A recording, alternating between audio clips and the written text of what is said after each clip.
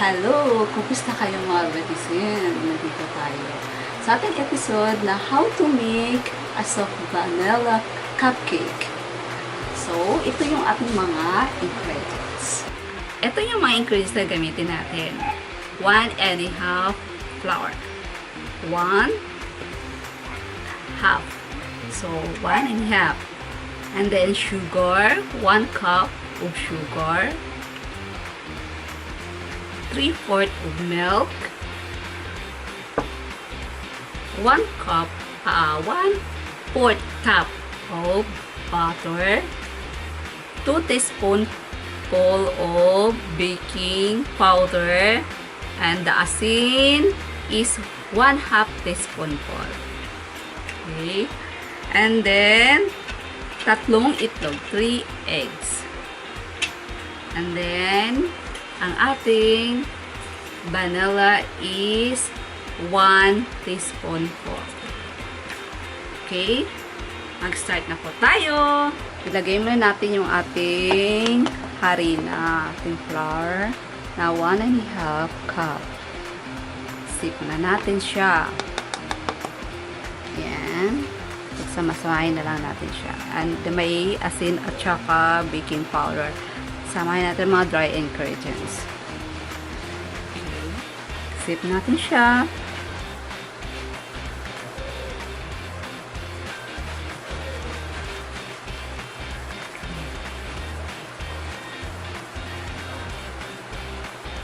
Okay. And then, paghaluin muna natin sa ating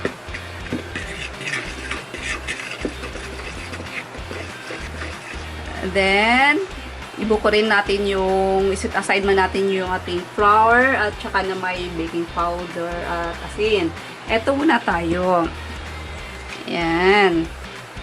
Tsaka, pagsamahin natin tong ating sugar.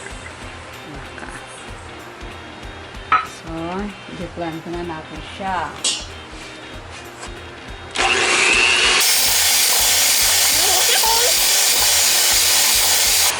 Then, ihulog na natin yung ating, halo na natin yung ating itlog. Pero isa-isa lang ang kanyang paglagay. Hindi natin pagsabay-sabayin lahat. Yan.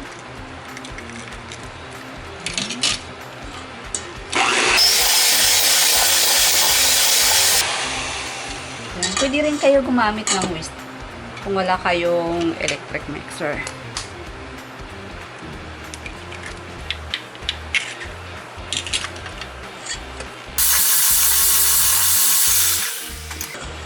Dalas.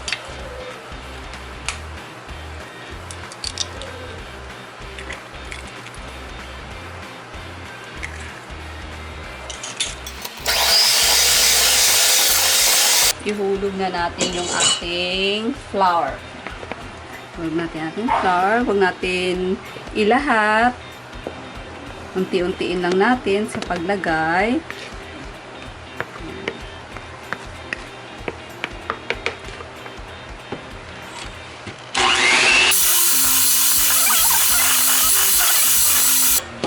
And then, ihulog natin paunti-unti ang gatas.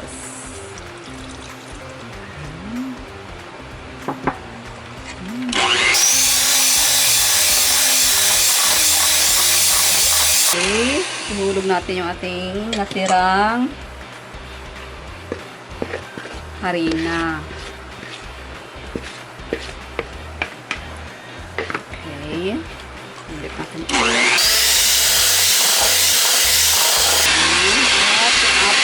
Natirang milk.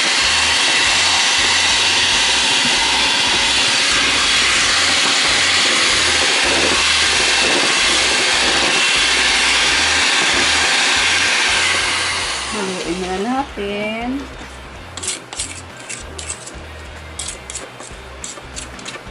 Madali lang siyang gawin. Pwede kayo gumamit ng pang-whisk niya pag wala kayong mixer. Kaya lang medyo ngalay-ngalay lang ng kaunti. Pero okay na rin yun. Nakagawa pa rin kayo ng cupcake.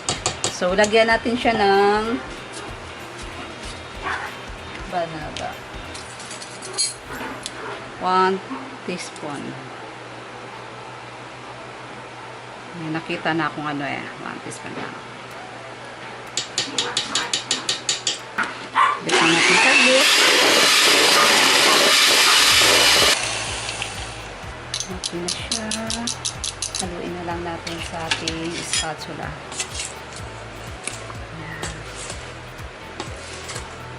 Ayan.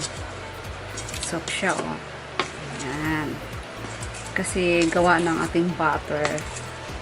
Pagkakaiba lang sa chocolate kasi may powder yun. Yun.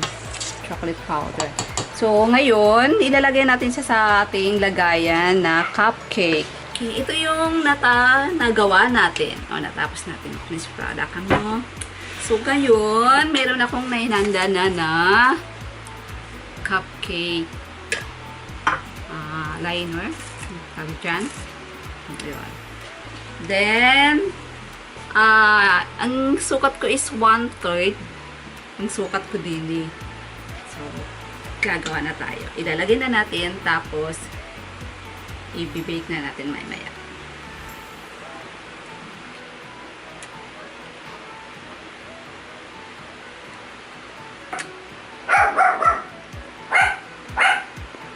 Ito na yung mga finished product natin. Ito na yung nabuo natin. Meron tayong 12 cupcake na magawa sa ating ginawa kanina na ingredients. Pwede rin naman siyang gawin ninyong no bake, kaya sa steamer siya. So, ngayon, ang gagawin natin, i-bake natin siya sa oven. Sa 180 degrees Celsius. Ang time natin na mas-magol is 15 to 20 minutes. Nakapag-preheat na ako din eh. Ayun na, nakada na siya. Kailangan nakapag-preheat ka na siya. So, ilalagay na natin sa oven. Ang bango, naamoy ko na. So, check na natin sa oven. Ayan, okay. Check natin. Ayan, medyo mana pa siya. Okay, pwede na to siya. Talagang ang ano. Okay, oh. Okay na siya, luto na siya. Okay, papalamigin na lang natin to. Ihainin natin. Tapos, papalamigin na natin kaunti. Ito na yung nanggaling sa oven. Look at, napaka-smooth niya. Abango. Kahit pusi-pusi natin, napaka-ano niya. Very nice.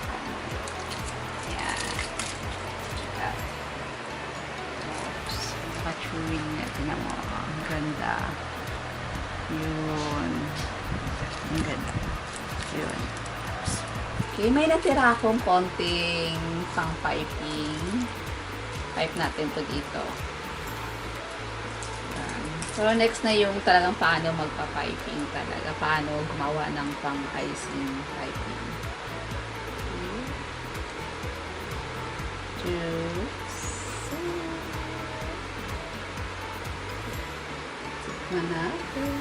Oh, yan lang.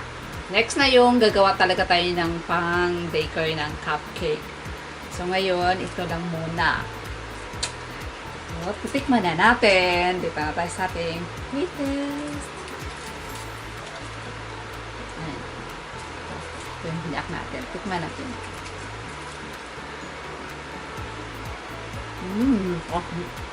Bakang nga. Nakapilit mo pa sa ano kasi sarap. Sarap niya. Siguro gawa ng butter. Kaya talagang lasa yung butter niya. Talagang napakalambot. Kalambot niya. Ang sarap.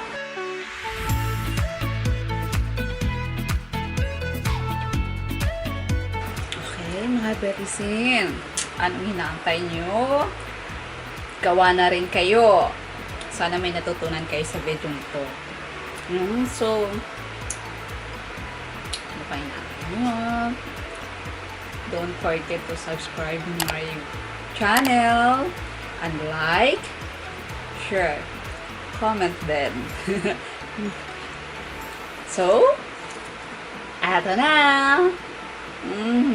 Ang sarap. Subukan niyo. Thank you for watching.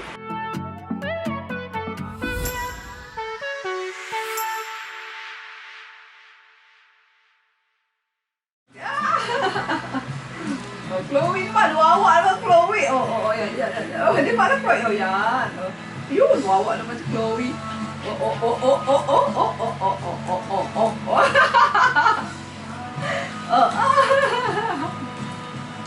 Nagustuhan pati aso. Gusto ang cupcake na ginawa ko.